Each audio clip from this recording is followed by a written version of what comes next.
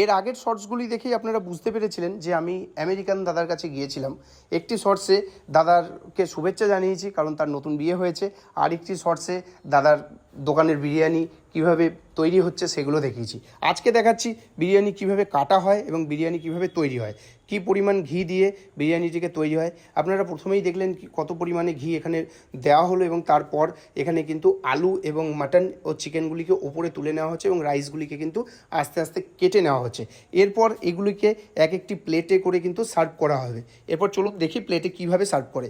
এইভাবে আলু, রাইস এবং তার সাথে মাটন, কেউ যদি চিকেন নেয় চিকেন দিয়ে কিন্তু এইভাবে সুন্দর করে সার্ভ করা হলো এবং আমিও কিন্তু এক প্লেট নিয়ে নিলাম এভাবে স্যালাড সহ।